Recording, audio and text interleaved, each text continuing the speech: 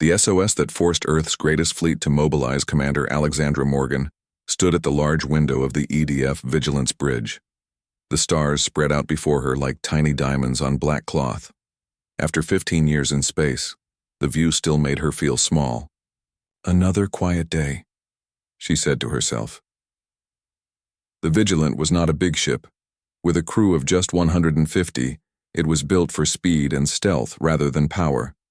Its job was to watch the edges of human space and report back to Earth. Alexandra checked the time. Her shift would end in 20 minutes, and she looked forward to a hot meal and sleep. The last 3 weeks had been boring but peaceful, just the way she liked it. "Commander." The voice came from behind her. She turned to see Officer Peter Lee at the communications desk. His face looked worried.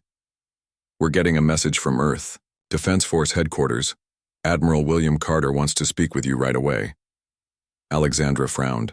Messages from headquarters usually meant trouble. She walked quickly to the main screen. "Put him through, Officer Lee." The screen lit up to show Admiral Carter's stern face. His gray hair was cut short and deep lines marked his forehead. Alexandra could tell from his expression that something was very wrong. "Commander Morgan," the Admiral said without a greeting, "we've picked up a distress signal from the Arcturus system." Alexandra's heart beat faster. Arcturus was home to the Nelvari, the first alien friends of Earth. They were peaceful beings who had taught humans many things about space travel and medicine. "What's happening, sir?" she asked. "The Nelvari colony is under attack by an unknown force," the Admiral explained. His voice was tight with worry. Their message mentioned something called the Harvesters. "Our intelligence team believes these may be an ancient species that destroys worlds." "How bad is it?" Alexandra asked, though she already knew the answer would not be good. "Bad," replied the Admiral. "The Harvesters have already knocked out most of the Nelvari defense systems. The Nelvari are asking for our help directly." This was surprising. The Nelvari were far more advanced than humans. Their ships were faster, their weapons stronger. If they needed Earth's help, the enemy must be terrifying indeed. "What are my orders, sir?" Alexandra stood straighter, ready for action. "This is bigger than just the Vigilant, Commander." The Admiral's face grew even more serious. "For the first time in Earth's history, we are sending our entire First Fleet. That's 37 capital ships and all their support vessels." Alexandra tried not to show her shock. The First Fleet was Earth's greatest military force. It had never been fully mobilized before. "You are to take the Vigilant to Jupiter Station immediately," continued the Admiral.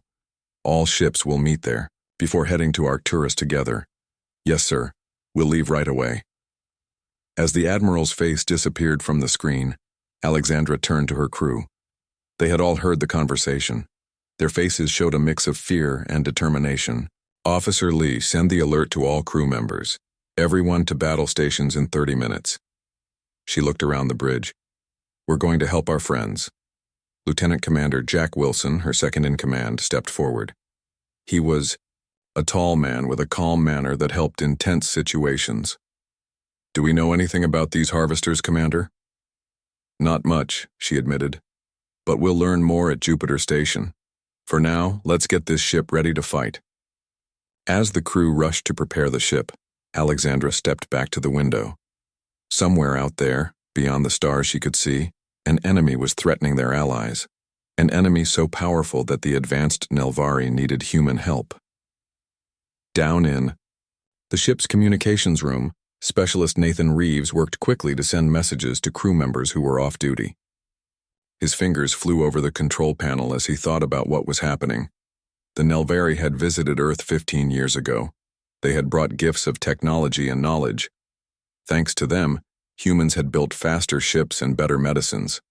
They had helped Earth enter a golden age. Now they needed help in return. "All crew alerted, Commander," Nathan reported. "Everyone will be at battle stations in 25 minutes. "Good work, Specialist," Alexandra replied through the ship's system. "Set course for Jupiter Station, maximum speed." The Vigilant hummed with energy as its engines powered up. Throughout the ship, men and women prepared for the coming fight. Weapons were checked, systems were tested, and battle plans were reviewed. In the medical bay, Dr. Elena Patel prepared her team for possible injuries.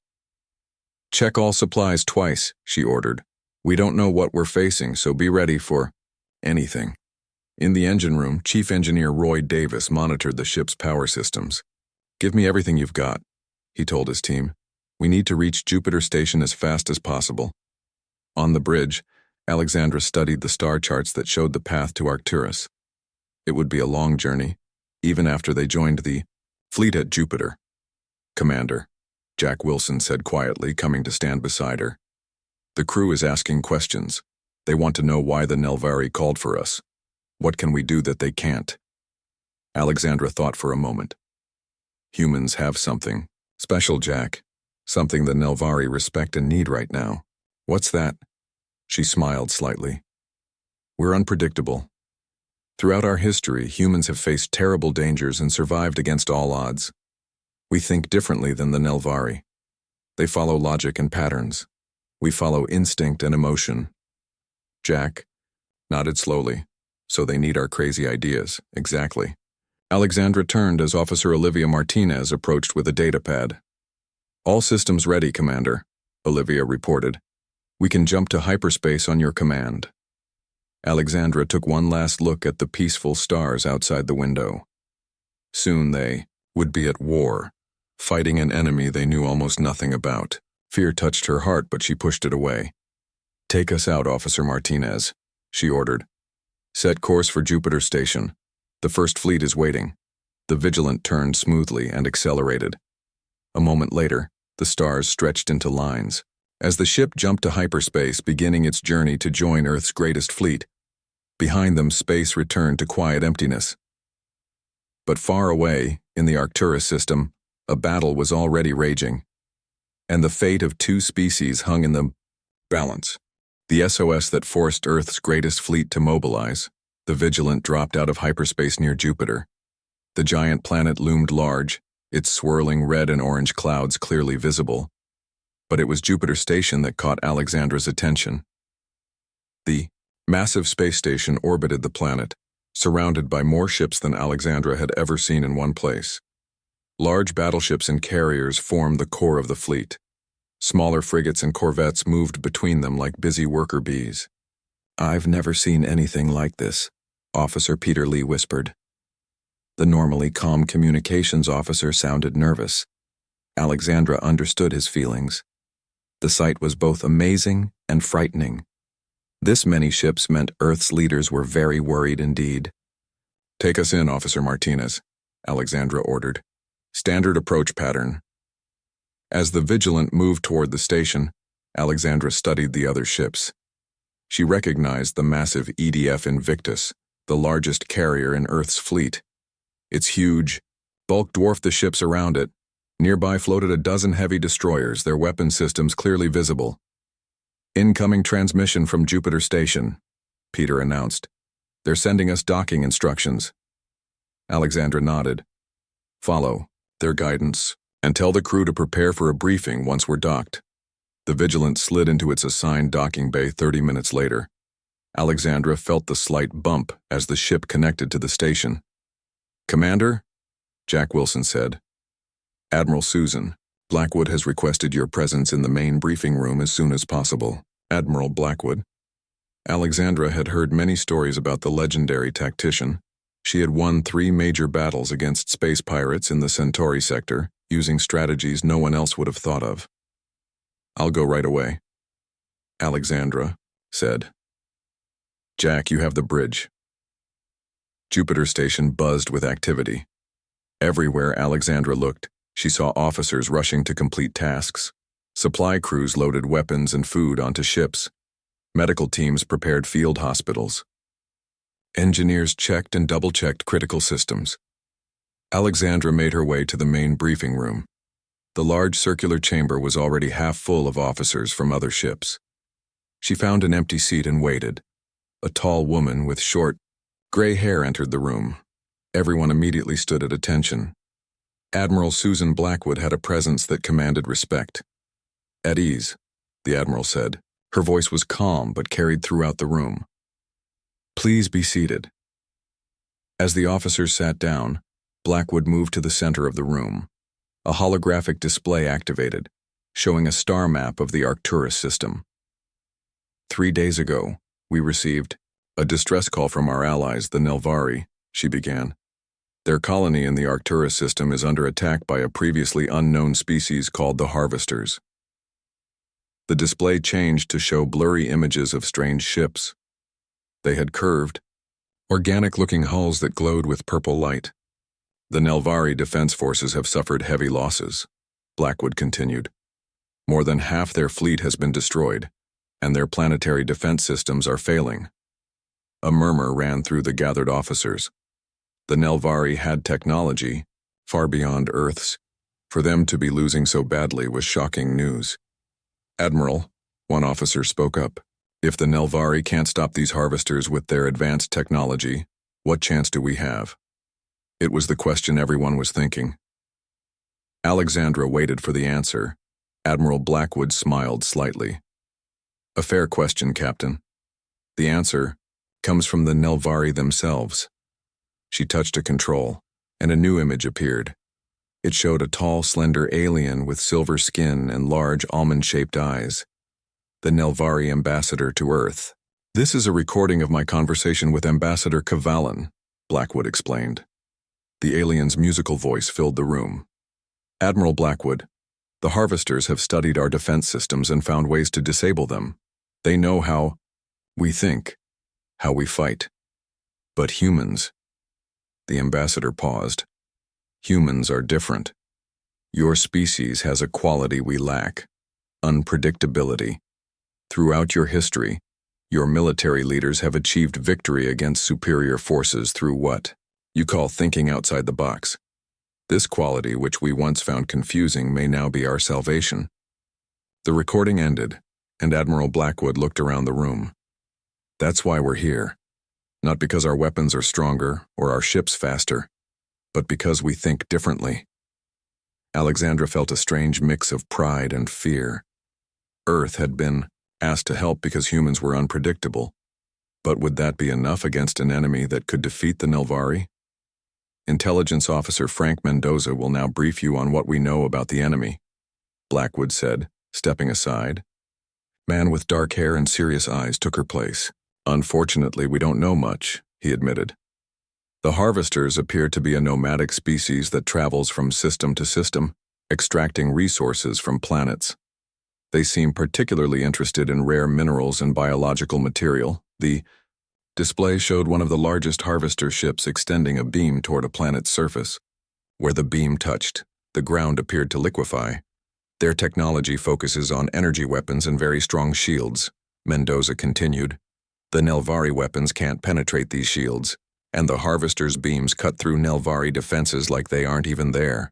A young woman in a science officer's uniform raised her hand. Officer Lisa Chen, EDF Discovery, she said. If the Nelvari weapons can't hurt them, why would ours work any better? Admiral Blackwood stepped forward again. Another excellent question. The truth is, we don't know that our weapons will be more effective. But we do know that humans approach problems differently than the Nelvari. She looked around the room, meeting the eyes of her officers. The Nelvari are logical to a fault. They see a problem and try the most obvious solution. When that fails, they try the next most obvious solution. The Harvesters have adapted to this predictable pattern. Alexandra began to understand. But humans are less predictable, she said aloud. Blackwood nodded. Exactly, Commander Morgan. Throughout our history, humans have won battles against stronger enemies by doing the unexpected. The Nelvari ambassador called it our beautiful irrationality. It's why they called for us specifically. The briefing continued for another hour. Plans were made, formations were decided, and questions were answered. When it ended, Alexandra felt both honored and terrified. The fate of Earth's allies now rested partly on her shoulders. As she walked back to the Vigilant, she found Jack Wilson waiting for her. How bad is it? He asked quietly. Alexandra thought for a moment. We've been asked to fight an enemy that has already beaten a more advanced civilization than ours, she said. But we've been asked because we're unpredictable, because we don't always do the logical thing. Jack smiled slightly. So humanity's greatest fleet has been mobilized because aliens appreciate our capacity for madness. Something like that, Alexandra replied. Let's hope our madness is enough for what's waiting at Arcturus. Back on the Vigilant, Alexandra called her crew together. We leave for Arcturus in 6 hours, she told them.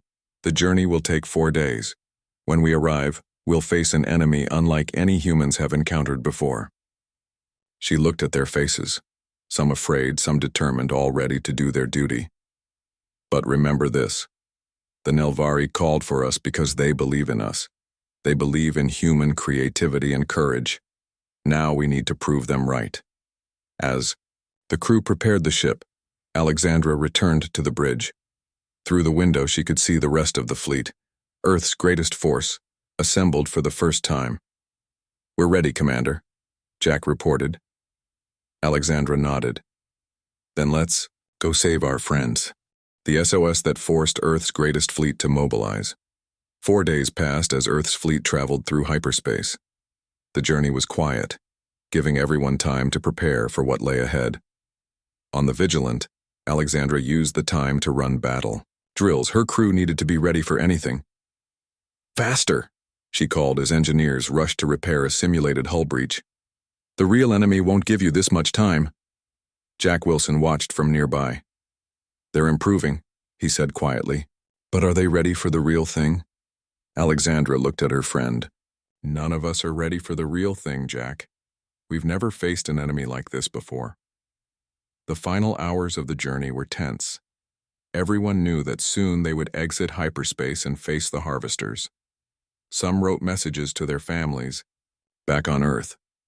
Others checked their equipment one last time. A few sat quietly, lost in thought. Officer Peter Lee approached Alexandra on the bridge. Commander, Admiral Blackwood has sent final formation orders. We'll exit hyperspace in battle-ready positions. Alexandra nodded. Send confirmation and make sure all stations are prepared. When the countdown to hyperspace exit reached 1 minute, Alexandra addressed her crew through the ship's system. This is Commander Morgan. In 1 minute we will arrive at Arcturus and likely face immediate combat. Remember your training. Remember why we're here. The Nelvari helped Earth when we needed it. Now they need our help. Let's show them that their faith in humanity was not misplaced. The ship's computer began the final countdown. Hyperspace exit. In 10 seconds, 9, 8. Alexandra gripped the edge of her command chair. Jack Wilson stood tensely beside her. 3, 2, 1. The starfield suddenly changed as the fleet returned to normal space. The Arcturus system appeared before them, a bright yellow star with several planets. And in orbit around the third planet, Nelvari Prime, was the enemy. All stations report, Alexandra ordered, keeping her voice calm despite the scene before her. Weapons ready, came the first response. Shields at maximum, reported another officer. Engines at full power, said a third. Alexandra barely heard them. Her attention was focused on the tactical display showing the Harvester fleet. Hundreds of enemy vessels filled the space around Nelvari Prime. Most were small drone ships moving in perfect formation like a swarm of insects. But it was the larger structures that truly frightened her. 7 massive spherical objects positioned around the planet. Each one was nearly 20 kilometers across. Those can't be ships, Jack whispered. They're the size of small moons. Officer Olivia Martinez studied her sensor readings. The Harvester fleet consists of approximately 300 vessels, she reported. Most appear to be small drone ships, but those larger structures, she pointed to the 7 spheres. They're definitely artificial, not natural bodies. Admiral, Blackwood's voice came through the fleet-wide channel. All ships maintain formation. Commander Morgan, take the Vigilant and the destroyers Reliant and Defiant for close reconnaissance. Do not engage unless fired upon. Alexandra acknowledged. The order. Helm, move us forward. Slow approach. Keep the Reliant and Defiant on our flanks.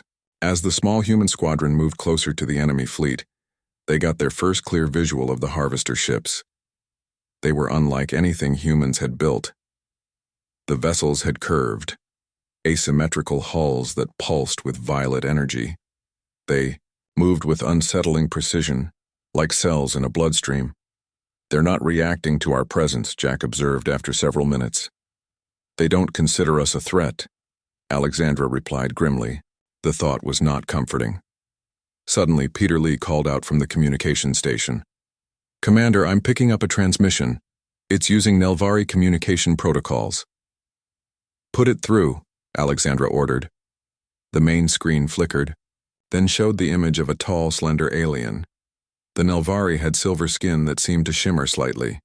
Its eyes were large and completely silver, with no visible pupils. Despite its alien appearance, the being's expression was clearly one of exhaustion and worry. "I am Sentinel Kevalan of the Nelvari Protectorate," the alien said.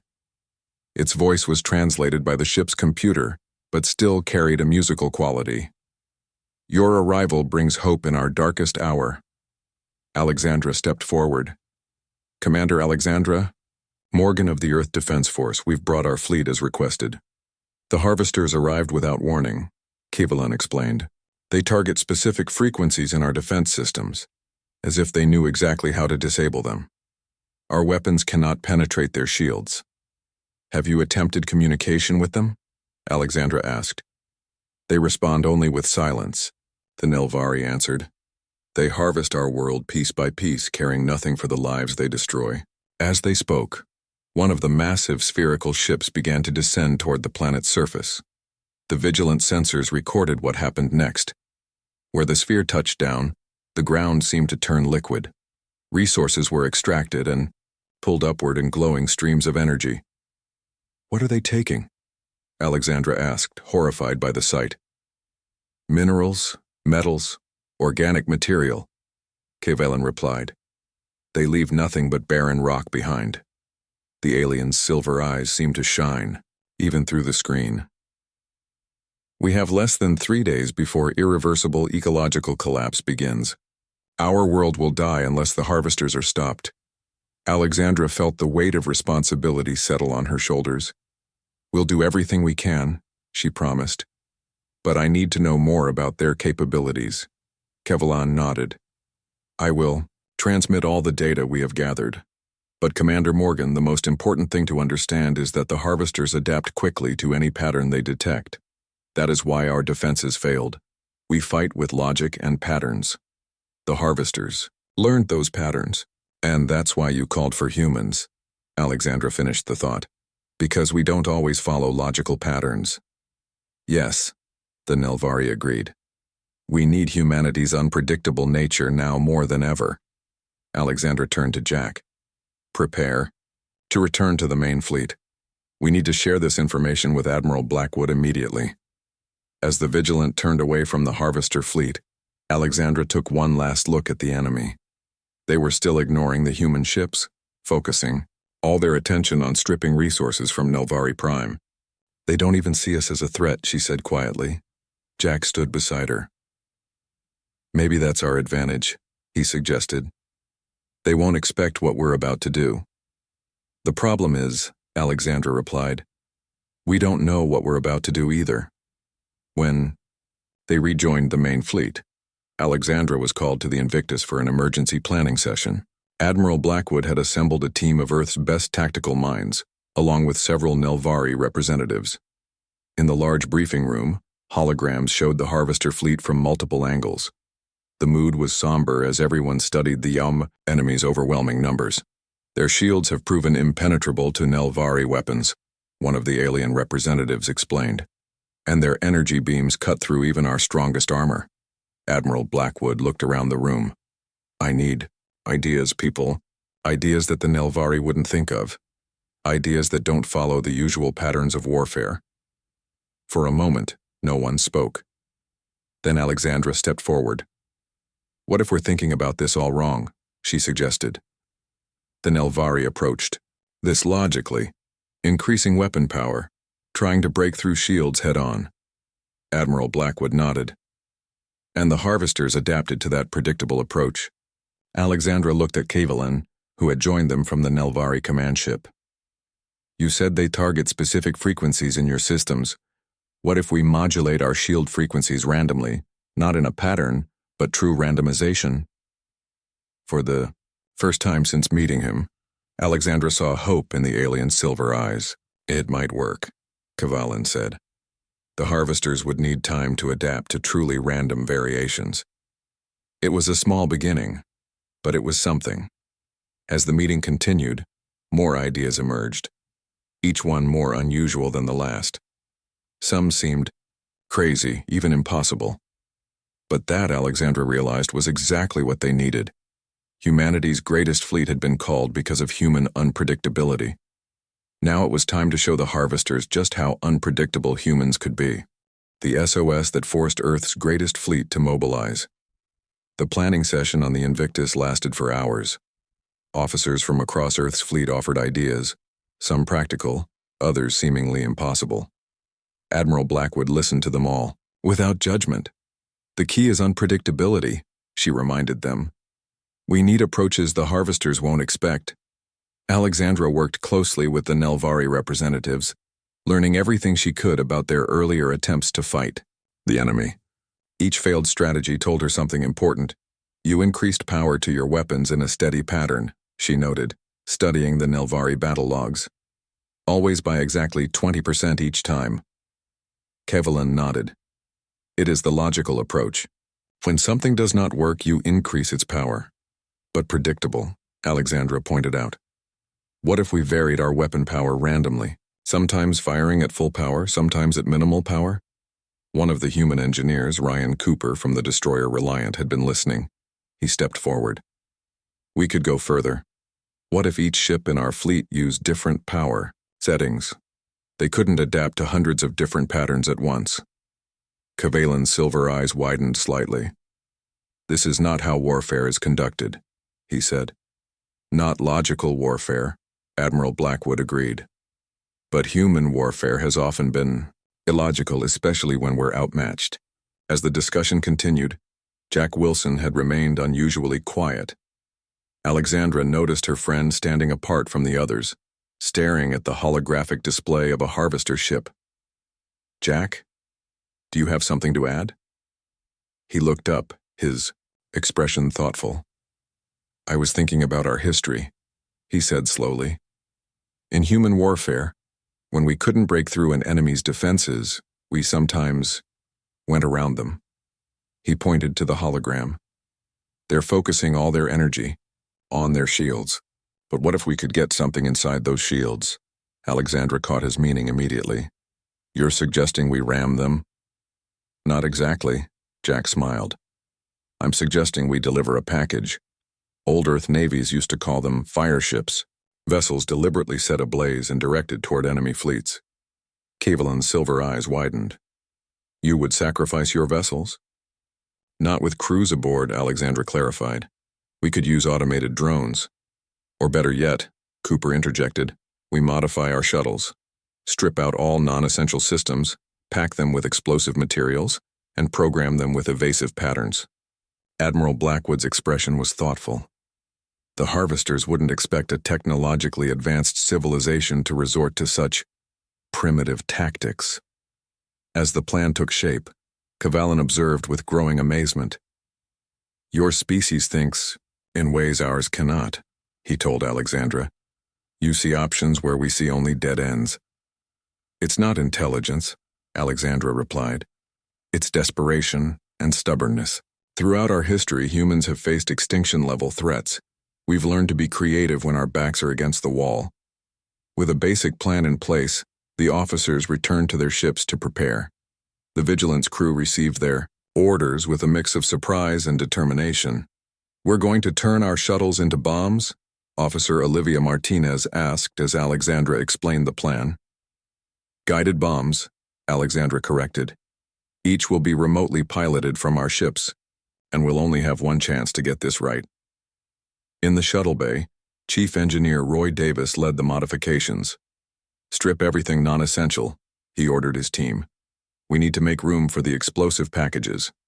Alexandra watched as her crew transformed the shuttles into weapons. They worked with grim efficiency, knowing the fate of the Nelvari world depended on their success. Dr. Elena Patel approached, her medical kit in hand. "How dangerous will this be for the remote pilots?" she asked. "Not physically dangerous," Alexandra assured her. "They'll be safe on our ships, but mentally—" She paused. "It won't be easy to guide these shuttles knowing what will happen when they reach their targets." Patel nodded. "I'll have counselors standing by." Across the fleet, similar preparations were underway. Every ship with shuttles was modifying them according to Cooper's design. The carriers, including the massive Invictus, were preparing dozens each. On the bridge of the Vigilant, Jack worked with Peter Lee to develop the piloting systems. "The key is unpredictability," Jack insisted. "Each shuttle needs to follow a different path.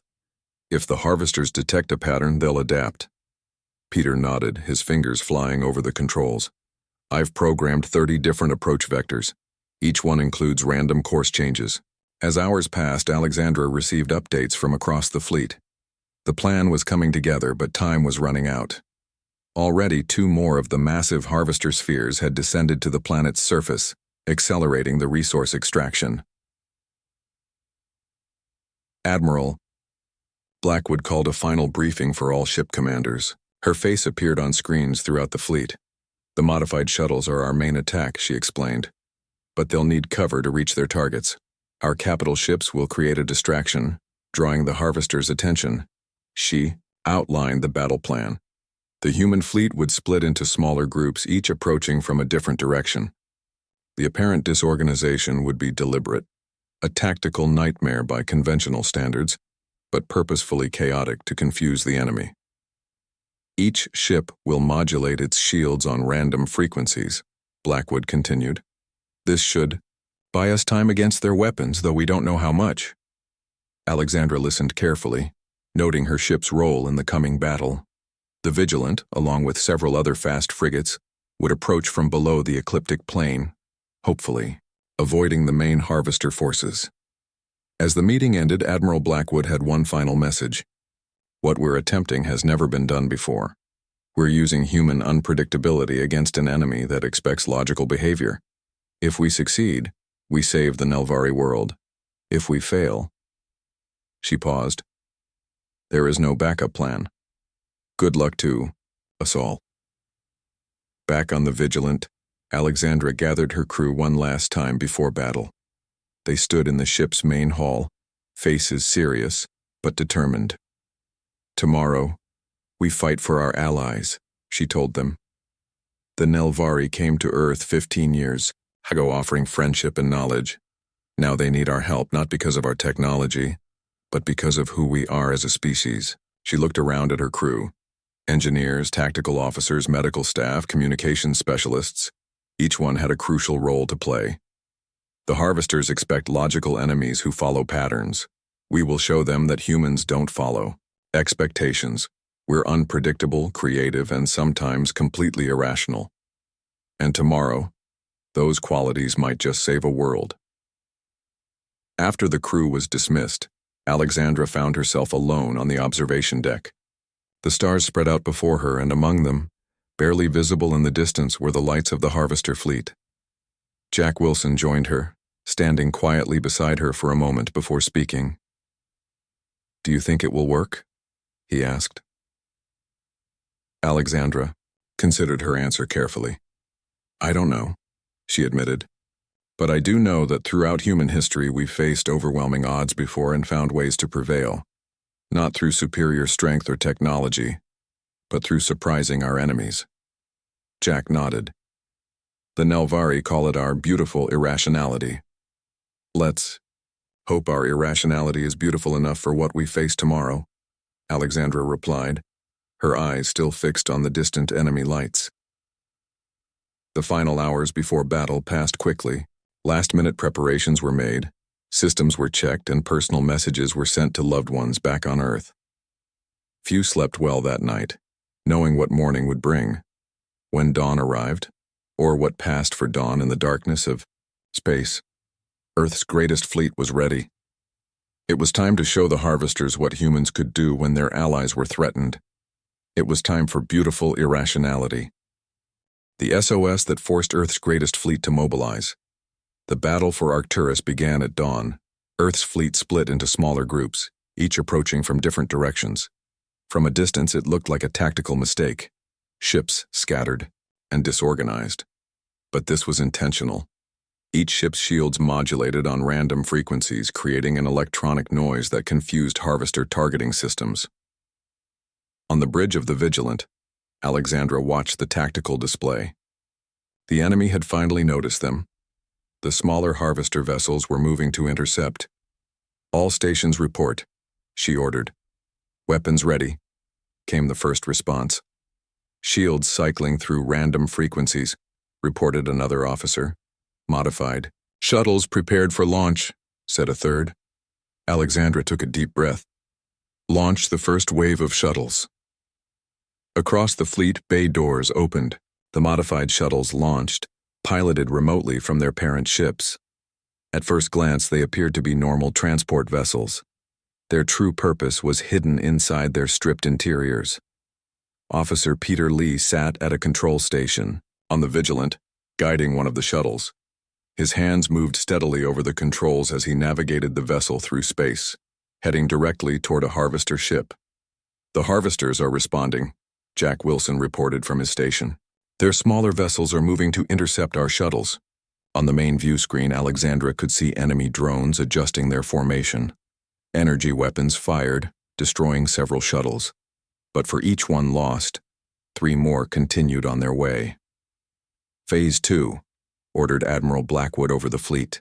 Earth's destroyers and cruisers opened fire, not aiming for the harvester ships but creating a deadly crossfire in the space between. Any harvester vessel attempting to intercept the approaching shuttles would have to navigate through this kill zone. Alexandra watched as Peter guided his shuttle through the chaos. His face was tense with concentration.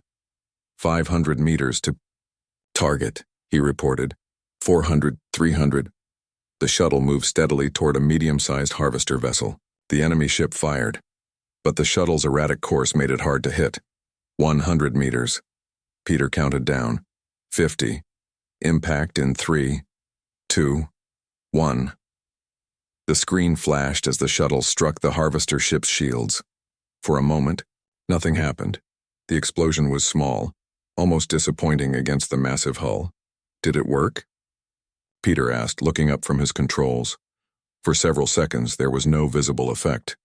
Then, like a disease spreading through a body, cracks appeared across the harvester vessel. Secondary explosions followed as internal systems failed. "The explosion wasn't meant to destroy them outright," Alexandra explained. "Cooper designed it to disrupt their power regulation systems." Across the battlefield, more shuttles found their marks. Harvester ships began to falter, their perfect coordination breaking down. "It's working," Jack said, his voice filled with disbelief. "Their shields are failing." Alexandra allowed herself a small smile. "Tell all weapons officers to target the damaged vessels. Once their shields are down, our conventional weapons should work." The Vigilant's weapons opened fire, joined by other ships across the human fleet. Where once the harvester shields had been impenetrable, now they were weakened or gone entirely. But the battle was far from over. The 7 massive spherical harvesters had risen from the planet's surface. They moved slowly toward the human fleet, their size alone making them terrifying opponents. "Admiral," Alexandra called over the secure channel. "The large spheres are on the move." "I see them," Blackwood responded. "All remaining shuttles to target the spheres. Capital ships provide covering fire." Alexandra watched as the modified shuttles changed course, now heading for the massive harvesting spheres. These would be harder targets. Their shields were stronger, and they had more drone ships protecting them. "Peter, I need you to do something completely unpredictable," Alexandra said, turning to her shuttle pilot. "Something no logical species would attempt." Peter thought for a moment, then smiled. "I have an idea." Instead of approaching the nearest sphere directly, Peter sent his shuttle in the opposite direction. He looped it around a debris field, using the wreckage of destroyed ships as cover. Then, cutting power to make it appear disabled, he let the shuttle drift toward the sphere's blind side. "Clever," Jack commented, watching Peter's strategy. They're not even tracking him.